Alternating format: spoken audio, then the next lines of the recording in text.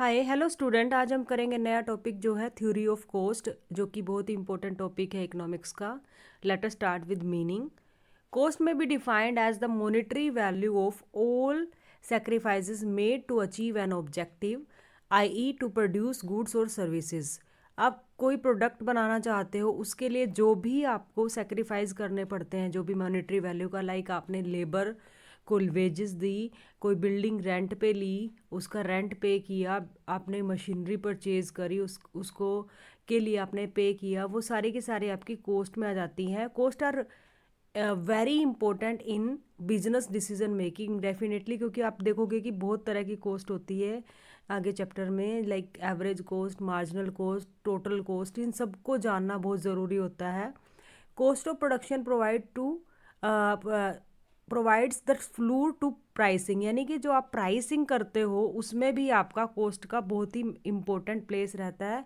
और ये जो मैनेजर है, मैनेजर को बहुत तरह के हेल्प करता है डिसीजन लेने में, लाइक आप व्हाट प्राइस टू कोट, कौन सा प्राइस आपने रखना चाहिए, whether to place particular order for inputs और नोट, आपको कोई पर्टिकुलर इनपुट के लिए ऑर्डर रखना चाहिए नहीं। सपोज आप कोई रॉ मटेरियल परचेज करना चाहते हो, राइट, वो आपके पास ऑप्शन हो सकते हैं, तो आपको कहाँ से परचेज करना चाहिए, कहाँ से नहीं। वेदर टू अबंडन और add a product to existing product line and so on. बहुत तरह के डिसीजन होते हैं कि आपको कोई प्रोडक्ट लाइन से आपने कोई प्रोडक्ट उसमें हटाना है, या फिर एग्जिस्टिंग प्रोडक्ट लाइन में कोई न्यू प्रोडक्ट ऐड ऑन करना है, राइट। तो इस तरह से, जैसे हिमालय कंपनी का आपने देखा होगा कि पहले वो सोप्स बना रहे थे और बेबी प्रोडक्ट्स बना रहे थे, लेकिन जैसे कोरोना आया तो उन्होंने हैंड वॉश भी बनाना शुरू कर दिया। ना सिर्फ उन्होंने, बल्कि बहुत सारे और भी आपके ब्रांड थे, जैसे संतूर साबुन वालों ने भी आपका स्टार्ट कर दिया था हैंड वॉश बनाना। तो इस तरह से वो प्रोडक्ट लाइन में कोई नया प्रोडक्ट ऐड कर सकते हैं या फिर लेस करते हैं, वो डिपेंड करेगा कॉस्ट पे। अगर उसकी कॉस्ट कम पड़ रही है, ठीक है, अगर उसकी कॉस्ट लेस देन रिटर्न है, ठीक है, रिटर्न ज़्यादा है और कॉस्ट कम है, तो वो ऐड ऑन कर सकते हैं, राइट। तो इस तरह से आपको जो भी मैनेजर है उसको इस तरह से डिसीजन लेने होते हैं कि क्या प्राइस रखें, किसी प्रोडक्ट को ऐड करें या फिर लेस करें। ये सारा का सारा डिपेंड करता है कॉस्ट पे, राइट। अगर हम सिंपल भाषा में बोल लें, ordinary cost refer to monetary expenses incurred by a firm in the production process. बहुत ही सिंपल लैंग्वेज में अगर बोलें तो आपका कॉस्ट क्या है, वो मनी एक्सपेंसेस है जो भी प्रोडक्शन प्रोसेस में क्या होते हैं, इनकर्ड होते हैं, right. Cost also include imputed value of the entrepreneur own resources. देखिए, सम टाइम क्या होता है कि सपोज आप ओनर हो, राइट, और आपकी खुद की लैंड है, तो आपने वो लैंड का क्या किया, लैंड है या फिर आपके पास कोई और रिसोर्स है, तो आपने वो कहीं बाहर से नहीं लिए रिसोर्सेज, बल्कि अपने ही रिसोर्सेज लगा दिए हैं। तो आप क्या करोगे कि उसका रेंट, उस प्रॉफिट का एक हिस्सा अपने पास एज ए रेंट भी रखोगे, क्योंकि अगर आप उसको यहाँ पर रेंट पे ना देते तो डेफिनेटली कहीं और रेंट पे देते और आपको कुछ ना कुछ वहाँ से मिलना होता है। ऐसे ही एक एग्जांपल हो सकता है, as well as salary of the owner manager. Suppose you are owner as well as you are manager. मान लो आपने एक बिजनेस स्टार्ट किया और आप उसको खुद ही ओन कर रहे हो, खुद ही मैनेज कर रहे हो, ठीक है।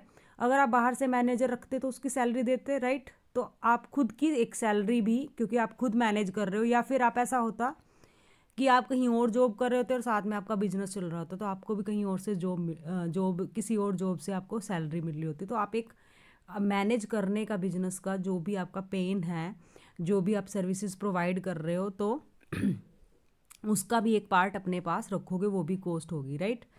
ठीक है, जैसे बहुत सारे स्टूडेंट है वो एमबीए कर लेते हैं सिर्फ इसलिए क्योंकि उन्होंने अपना बिजनेस रन करना होता है, राइट। तो वो अपना सैलरी का एक हिस्सा भी कॉस्ट में ऐड ऑन कर लेंगे, right. Next, determinants of cost. आप इसको बोल सकते हैं डेटरमिनेंट ऑफ कॉस्ट, और you can say factor determining cost. ऐसे कौन से फैक्टर हैं जिनसे आपकी कॉस्ट डेटरमाइन होती है, इट इज़ वेरी इंपॉर्टेंट। ये आपका 2 नंबर का क्वेश्चन आ सकता है या 4 मार्क्स का भी क्वेश्चन आ सकता है, दैट इज़ वेरी इंपॉर्टेंट। तो फर्स्ट पॉइंट है size of plant. There is inverse relationship between size of plant and cost. As the size of plant increases cost falls and vice versa. Definitely देखिए, inverse relationship मतलब negative relationship. इसका मतलब क्या है, जैसे size of plant है और जो कोस्ट है उनमें उल्टा रिलेशनशिप है। अगर आपका साइज ऑफ प्लांट क्या है, आपका साइज बड़ा है, ठीक है, यानी कि आपके पास बिग प्लांट है, तो आपकी कोस्ट क्या हो जाएगी, वो लेस हो जाएगी। अगर आपका प्लांट बड़ा है तो कोस्ट आपकी लेस हो जाएगी, ठीक है। क्यों होगा ऐसा, क्योंकि जब आप बड़े प्लांट पे कोई भी प्रोडक्शन कर रहे हो तो आपकी कोस्ट वो डिक्रीज होने लग जाती है, आपको कुछ इकोनॉमीज होने लग जाती हैं साइज ऑफ प्लांट की वजह से। और आप क्योंकि आप बल्क में चीज़ें खरीदोगे, रॉ मटेरियल भी, तो आपको ज़्यादा प्रोडक्शन होगी और कोस्ट आपकी कम आ जाएगी, राइट। सेकेंड पॉइंट है आपका level of output. There is a direct relationship between output level and cost. Definitely जैसे जैसे ये मान लो सपोज आपके पास ये आउटपुट है, आप आउटपुट को इंक्रीज करना चाहोगे, प्रोडक्शन को इंक्रीज करोगे, तो डेफिनेटली कोस्ट भी क्या होगी, इंक्रीज। यानी कि आउटपुट भी इंक्रीज होगा और आपकी कोस्ट भी इंक्रीज होगा, यानी कि दोनों में डायरेक्ट रिलेशनशिप रहेगा। आप इसको पॉजिटिव रिलेशनशिप भी बोल सकते हैं, बिकॉज दोनों ही साथ साथ बढ़ेंगे। और ये तो अंडरस्टूड है, जब भी आप क्या करते हो, जब भी आपको प्रोडक्शन बढ़ानी होती है, राइट, तो आपको क्या करना होता है, डेफिनेटली आपकी कोस्ट भी बढ़ेगी, ठीक है। तो more the level of output more the cost and vice versa. तो इस तरह से आपकी कोस्ट बढ़ जाती है, राइट। उसके बाद है आपका तीसरा जो पॉइंट है, प्राइस ऑफ इनपुट। अब प्राइस ऑफ इनपुट क्या है भाई, जैसे आप जो भी प्रोडक्ट खरीद रहे हो, राइट, जो भी इनपुट खरीद रहे हो अपने प्रोडक्ट को बनाने के लिए, there is direct relationship between price of input and cost. अगर आपके प्राइस ऑफ इनपुट इंक्रीज करेंगे डेफिनेटली, तो आपका क्या होगा, कोस्ट भी इंक्रीज करेगी। अगर आपके प्राइस डिक्रीज कर जाते हैं तो आपका जो कोस्ट है वो भी डिक्रीज करेगी। अगर आपको चीप आपको इनपुट मिल रहे हैं, सस्ते इनपुट मिल रहे हैं, तो डेफिनेटली आपकी कोस्ट भी कम आ जाएगी। उसके बाद है fourth point, state of technology. Technology is very important, right. तो स्टेट ऑफ टेक्नोलॉजी में क्या होगा, more modern and upgraded the technology implies lesser cost and vice versa. Definitely अगर आपकी टेक्निक मॉडर्न होगी और अपग्रेडेड होगी तो आपकी कोस्ट कम आएगी। अगर आपकी जो टेक्नोलॉजी है वो ट्रेडिशनल है और बहुत ऑब्सोलीट है, पुरानी टेक्निक है, तो आपकी कोस्ट उसमें ज़्यादा आएगी। लास्ट पॉइंट है इसमें मैनेजमेंट एंड एडमिनिस्ट्रेटिव एफिशिएंसी। अगर आपकी मैनेजमेंट काफ़ी एफिशिएंट है, जो आपके मैनेजर है, जो आपकी टीम है एफिशिएंट है, तो डेफिनेटली वहाँ पे कोस्ट आपकी कम आएगी। Now cost concept. अभी जब भी हम कोस्ट का करने का कोस्ट के कॉन्सेप्ट को समझने की कोशिश करते हैं तो इसमें बहुत तरह की कोस्ट होती है, तो उसको समझना पहले बहुत ज़रूरी है। The concept of cost is central to business decision making. जब तक आपको कोस्ट का कॉन्सेप्ट समझ नहीं आता तब तक आप इसको नहीं समझ सकते। तो कोस्ट के कॉन्सेप्ट को समझना ज़रूरी है और उसके लिए डिफरेंट काइंड की जो कोस्ट है उनके बारे में जानना ज़रूरी है। लाइक सबसे पहले हो गया आपका एक्चुअल कोस्ट। अब एक्चुअल कोस्ट क्या होती है, actual cost means the actual expenditure incurred on producing goods and services. Value of raw material आ जाता है इसमें, wages, rent, salaries and interest on borrowed capital. Definitely आपके पास ज़रूरी नहीं है कि आपके पास अपनी ओन कैपिटल हो, sometime you have to borrow capital and for that you have to pay interest on that capital. Are some example of actual cost. Actual cost is also known as absolute cost और outlay cost और money cost. ये concept जानना आपके लिए बहुत ज़्यादा ज़रूरी है और ये सिर्फ इकोनॉमिक्स में ही नहीं बल्कि आप अगर कल को कॉस्ट अकाउंटिंग का कोई सब्जेक्ट कर रहे हो या अकाउंट्स कर रहे हो तो वहाँ पे भी ज़रूरी है। तो एक्चुअल कोस्ट को आप क्या बोल सकते हैं, एब्सोल्यूट कोस्ट भी बोल सकते हैं, आउटले कोस्ट और मनी कोस्ट भी बोल सकते हैं। Second term is opportunity cost, that is very important. The opportunity cost is measured in terms of foregone benefit from the next best alternative use of a given resource. Suppose आपके पास किसी भी काम करने के लिए 3 अल्टरनेट यूजेस हैं, right. 3 uses हैं, मतलब 3 आपके पास अल्टरनेट हैं। तो आपने मान लो 3 में से एक चूज कर लिया, तो आपके पास बचे 2। जो 2 बचे हैं उनमें से जो बेस्ट अल्टरनेटिव है, नेक्स्ट बेस्ट अल्टरनेटिव है उसकी कॉस्ट को हम अपॉर्चुनिटी कॉस्ट कहेंगे। जैसे यहाँ पे एग्जांपल दिया है, for example the input which are use to manufacture a car may be use in the production of military equipment. Definitely suppose आप कोई वो बना रहे हो, कार बना रहे हो, तो कार बनाने वाले जो आपके इनपुट्स हैं वो आप मिलिट्री इक्विपमेंट में भी यूज़ कर सकते हो, राइट। तो अगर आप कार बनाना चूज करते हो तो उसकी अपॉर्चुनिटी कॉस्ट होगी कि आपने मिलिट्री इक्विपमेंट बनाना की जो कॉस्ट होती है वो आपकी अपॉर्चुनिटी कॉस्ट हो जाती है। Main point of opportunity cost are first the opportunity cost of any commodity is only the next best alternative foregone। Suppose अगर आपके पास किसी काम को करने के 4 ऑल्टरनेटिव हैं, राइट, उसमें से आपने 1 चूज कर लिया है, अभी बाकी बचे 3 में से जो बेस्ट होगा वो उसकी कॉस्ट अपॉर्चुनिटी कॉस्ट होगी, right. Best out of 3, the best, right. तो बेस्ट अल्टरनेटिव होगा। उसके बाद जो है it helps in determining relative prices of a factor, right. तो ये आपको डिटरमाइन करेगा कि जो रिलेटिव प्राइस हैं वो फैक्टर के क्या रखे जा सकते हैं, right. Next fourth point is it helps in determining the remuneration to services. अब रेम्यूनरेशन टू सर्विसेज क्या है? जो भी हम सर्विसेज को पे करते हैं उसमें सैलरी भी आ सकता है, राइट, उसमें कमीशन आ सकता है।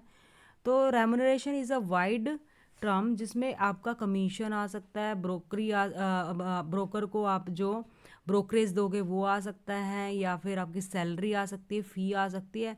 इट विल डिपेंड कि आप सर्विसेज किस टर्म्स एंड कंडीशंस पे ले रहे हो। उसके बाद आता है fifth point, it helps the manager to decide what should produce in the factory, right. Factory में क्या प्रोड्यूस किया जाए उसमें भी हेल्प करता है आपका अपॉर्चुनिटी कॉस्ट।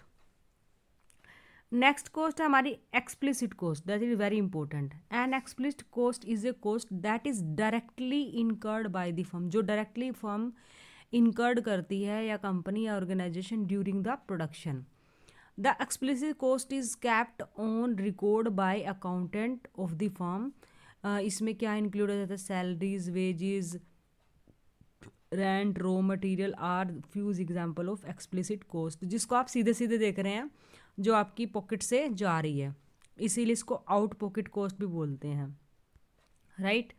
अभी देखिए यहाँ पे ये मेंशन भी किया गया है, the explicit cost is also known as out pocket cost, क्योंकि वो आपके पॉकेट से बाहर निकल गई है, right. This cost is handy in calculating both accounting and economic profit, बहुत ही ईजी रहती है इसको कॉस्ट को काउंट करना, राइट। नेक्स्ट है आपकी इम्प्लिसिट कॉस्ट, जो कि बिल्कुल रिवर्स है किसके? एक्सप्लिसिट कॉस्ट के। तो let us see implicit cost क्या होती है। Implicit cost, the implicit cost is directly opposite to it, right. Explicit cost के बिल्कुल अपोजिट है आपकी implicit cost, as it is the cost that is not directly incurred by the firm और company. ये directly incurred हो रही थी और ये indirectly. In implicit cost outflow of cash doesn't take place, आपका कोई भी कैश बाहर नहीं जा रहा। यहाँ पे देखो एक सिंपल एग्जांपल, बहुत ही सिंपल एग्जांपल। सपोज पहले केस में आपने बिल्डिंग रेंट पे ली है, वहाँ पे बिजनेस कर रहे हो, तो जो वो रेंट जा रहा है वो आपका एक्सप्लिसिट होगा क्योंकि वो आउट ऑफ पॉकेट हो गया आपके। लेकिन दूसरे केस में वही बिल्डिंग अगर आपकी खुद की है तो वो रेंट कहीं नहीं जा रहा, उसका जो कैश आउटफ्लो है वो नहीं हो रहा है, इसीलिए वो इम्प्लिसिट कॉस्ट है, लेकिन कॉस्ट तो होगी। It is not in the record, ये रिकॉर्ड में नहीं है, and is here to be traced back. The interest on owner's capital, right. Owner capital की खुद की कैपिटल पे इंटरेस्ट और सैलरी ऑफ द ओनर, खुद के ओनर की सैलरी। सपोज आप ओनर हो अपनी कंपनी में और आपने एक अच्छी प्रोमिनेंट आपने पोस्ट पे खुद ही आप काम कर रहे हो, तो वो एग्जाम्पल हो जाएगा आपकी सैलरी जो कि कहीं पे नहीं जा रही है। The implicit cost also known as imputed cost, इनको हम इम्प्यूटेड कॉस्ट भी बोल देते हैं, right. Through implicit cost only economic profit is calculated. इसकी हेल्प से हम इकोनॉमिक प्रॉफिट निकाल सकते हैं, राइट। उसके बाद आता है आपका एक बहुत ही इम्पोर्टेंट टॉपिक जो है आपका एक और कोस्ट जो कि है इंक्रीमेंटल कोस्ट, और जिसको कई बार हम कंफ्यूज कर जाते हैं किससे भला, हमारी मार्जिनल कोस्ट से। मार्जिनल कोस्ट से अलग होती है इंक्रीमेंटल कोस्ट। देख लेते हैं कैसे। Incremental cost are the added cost of a change in level of production और द नेचर ऑफ एक्टिविटी।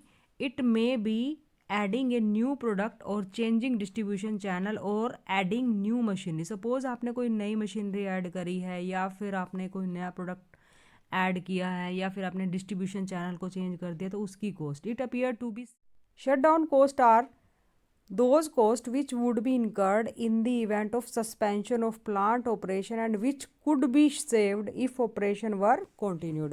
यानी कि शटडाउन कोस्ट वो कोस्ट होती हैं जो कि आपकी किसी भी प्लांट को बंद करने पर, उसको सस्पेंड करने पर होती है, और इनको आप बचा सकते हो अगर आप अपनी प्रोडक्शन को कंटिन्यू रखो तो। For example, cost of sheltering the plant equipment and construction of shed for protecting the exposed property, right, or fixed cost and maintenance cost, etc. Then abandonment cost. These costs are also very important. These costs are costs which are incurred for the complete removal of fixed assets from use। अगर आप कोई भी fix asset completely use नहीं करते हो तो अब आपकी ये कोस्ट इनकर्ड होती हैं। Then book cost. Book cost are cost business cost which do not involve any cash payment but a provision is made in the books of accounts in order to include them in the profit and loss account and take tax advantages। आप इसका book cost का tax advantages ले सकते हो, right. Then out of pocket cost।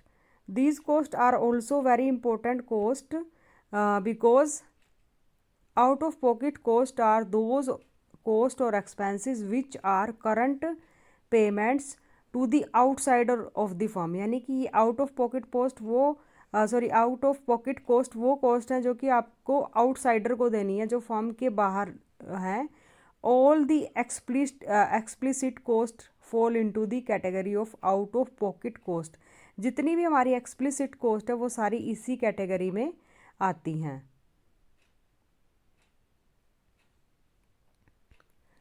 Past cost. Past cost are the actual cost incurred in past. यानी कि जो भी पास्ट में कोस्ट हुई थी आपकी एक्चुअल में, वो आपकी कोस्ट होती है past cost. This cost are mentioned in the financial accounting. Since the past cost have already been incurred there is no scope for managerial decision. यानी कि ऑलरेडी हो चुकी है तो आप कोई भी डिसीजन इस पर नहीं ले सकते पास्ट कोस्ट के बारे में। Then future cost. Future cost are those cost which are to be incurred in near future. यानी कि नियर फ्यूचर में जो करनी है हमने। This is only a forecast. और ये सिर्फ एक फोरकास्ट है कि हाँ इतना खर्चा आएगा किसी चीज़ पे, इतनी कॉस्ट होगी। फ्यूचर के cost matter of managerial decision. ये बिल्कुल मैनेजरियल डिसीजन के लिए इम्पोर्टेंट है because the management can evaluate the desirability of that expenditure. Management ये देख सकते हैं कि क्या वो खर्च करना चाहिए, क्या नहीं करना चाहिए और कितना करना चाहिए। In the case of future cost, if the management considers them very high, it can either reduce them और postpone the use of them. यानी कि उसको पोस्टपोन भी किया जा सकता है या फिर उनको रिड्यूस करने की कोशिश की जा सकती है। Then direct cost. Direct cost are related to specific process और product. They are also called traceable cost and we can directly trace them to a particular activity, product or process.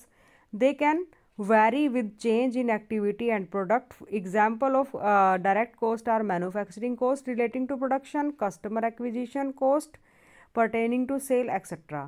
Then indirect cost. Indirect cost are also called untraceable cost। आप इनको trace नहीं कर सकते हो easily. These are indirect cost, right.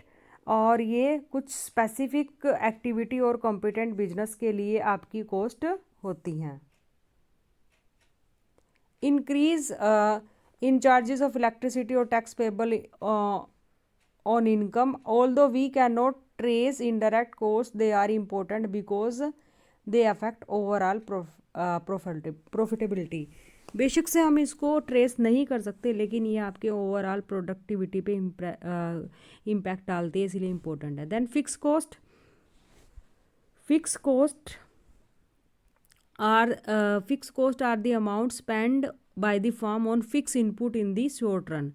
fixed cost are thus those cost which remain constant, जो कि remain constant रहेंगी irrespective of level of output, चाहे आप ज़ीरो प्रोडक्शन कर लीजिए या आप मैक्सिमम कैपेसिटी तक प्रोडक्शन कर लीजिए, आपकी ये कॉस्ट तो इनकर होंगी ही होंगी। आप यहाँ पे देख सकते हो, देखिए ये कर्व है आपका फिक्स कॉस्ट का। यहाँ पे देखिए नीचे जो आपका एक्स एक्सिस है ये आपकी यहाँ पे देखिए प्रोडक्शन की यूनिट दी हुई है, राइट। और जो आपका वाई एक्सिस है ये वाई एक्सिस है और ये एक्स एक्सिस है। एक्स एक्सिस पे आप देख सकते हो, ध्यान से देखिए नीचे 1 2 3 4 5 ये आपका प्रोडक्शन यूनिट्स है इन 1000 1000 2000 3000 4000 एंड 5000। और ये आपकी कॉस्ट है 1000 में 10,000 20,000। अब ये देखिए, चाहे आप एक 1000 यूनिट प्रोड्यूस कर रहे हैं या फिर आप 2000 या जितनी भी आपकी जो फिक्स कॉस्ट है वो आपकी कितनी है, वो आपकी इक्वल ही रहती है, राइट। ये देखिए ये आपका ये सीधा स्ट्रेट एकदम स्ट्रेट लाइन बनेगी जो कि आपकी पैरेलल होगी एक्स एक्सिस की। आपका एक्स एक्सिस है जहाँ पे प्रोडक्शन दी गई है और जो ये आपका वाई एक्सिस है जो कि कॉस्ट को शो कर रहा है। तो आप देख सकते हो कि जो आपका फिक्स कॉस्ट का कर्व है वो किस तरह से आपका बन गया है। तो आपको आगे ये कर्व भी बनाने होंगे, राइट। तो ये था आपका फिक्स कॉस्ट का curve, right. Then come to variable cost. Variable cost देखिए, वेरिएबल कोस्ट में क्या होता है, variable cost are those cost that change directly as volume of output change. जैसे ही आपकी वॉल्यूम ऑफ आउटपुट चेंज होती है आपकी कॉस्ट भी चेंज हो जाती है। As the production increases variable cost also increases and as the product decreases variable cost also decreases. आप इसका कर्व भी देख सकते हो, देखिए यहाँ पे भी वही प्रोडक्शन की यूनिट दे रखी है 1000 2000 3000 एंड 4000। और इधर आपकी वाई एक्सिस पे आपको क्या दिया हुआ है, ये आपका एक्स एक्सिस है। एक्स एक्सिस पे आपकी प्रोडक्शन दी हुई है और जो ये आपका वाई एक्सिस है यहाँ पे आपका क्या दिया हुआ है, कॉस्ट दी हुई है। तो आप ये देखिए वेरिएबल कॉस्ट का कर्व देख सकते हो, ऐसे गया हुआ है आपका, ठीक है। यानी कि अगर आपका प्रोडक्शन बढ़ रही है तो आपकी कॉस्ट भी, ये देखिए आपकी सपोज ये प्रोडक्शन है, ये प्रोडक्शन बढ़ाई हमने तो कॉस्ट भी बढ़ेगी। तो वेरिएबल कॉस्ट में क्या होता है, ये साथ साथ ये दोनों चीज़ें आपकी बढ़ती जाएंगी, राइट। तो इस तरह से देखा आपने, तो ये आपका वेरिएबल कॉस्ट था। अभी नेक्स्ट है आपका semi variable cost. Semi variable cost जैसा कि नाम से ही दिख रहा है, this type of cost lies in between fixed and variable cost. इसमें कुछ कोस्ट का हिस्सा आपका फिक्स रहता है कुछ टाइम तक और कुछ variable, right. It is neither perfectly variable, ना तो ये परफेक्टली वेरिएबल होती है और nor perfectly fixed in relation to change in output. यानी कि ना तो ये पूरी तरह से आपकी फिक्स कॉस्ट बोलेंगे इसको, ना ही वेरिएबल, इसीलिए हम इसको बोलते हैं semi variable, right. This type of cost include a portion of fix cost and a portion of variable cost. This is known as semi variable cost. For example, इसके example के तौर पर हम ले सकते हैं electricity bill generally include both a fix charge, जो कि मीटर का रेंट है वो तो आपको पे करना ही पड़ेगा, और वेरिएबल चार्ज जो वेरिएबल चार्ज है वो बेस होगा कि आपने कितनी यूनिट इलेक्ट्रिसिटी की कंज्यूम करी हैं, उसके अकॉर्डिंग आपका इसमें वेरिएबल आपका रहता हो जाएगा ये आपका बिजली का जो बिल है, राइट। ये देखिए आप कर्व में देख सकते हो, ये आपका एक्स एक्सिस पे फर्दर आपको आउटपुट दिया है, ये आपका आउटपुट है, राइट। और ये इधर आपका टोटल सेमी वेरिएबल कॉस्ट दिया हुआ है। इसमें देखिए ये जो कुछ टाइम तक आपकी जो कॉस्ट है, ये वाला पार्ट आपका फिक्स और ये वाला वेरिएबल है, दोनों को ऐड करके आपकी टोटल कॉस्ट निकल जाती है। तो इस तरीके से आप इसको कर सकते हो, राइट। अभी है फिर आपका स्टेयर स्टेप कोस्ट। ये भी एक कोस्ट का आपका एक टाइप है। जैसे आपकी सीढ़ी बनी होती है, सीढ़ी नुमा कुछ इस तरह से रहेगा आपका।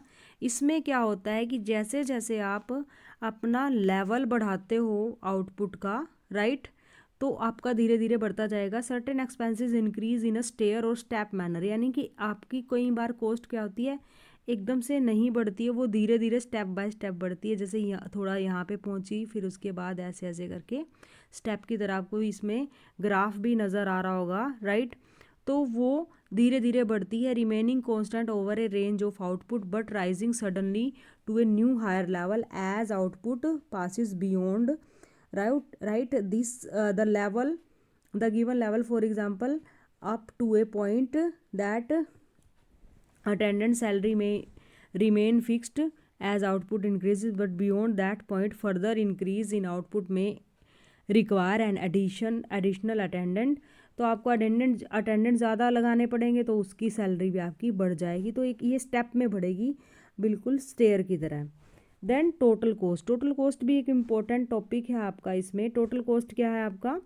Total cost is total expenditure incurred in the production of goods and services. और जो टोटल कोस्ट है उसमें दो कोस्ट होती हैं, टीएफसी प्लस टीवीसी। टीएफसी क्या होता है? टोटल फिक्स कोस्ट, आप लिख सकते हो इसको, एंड टोटल वेरिएबल कोस्ट।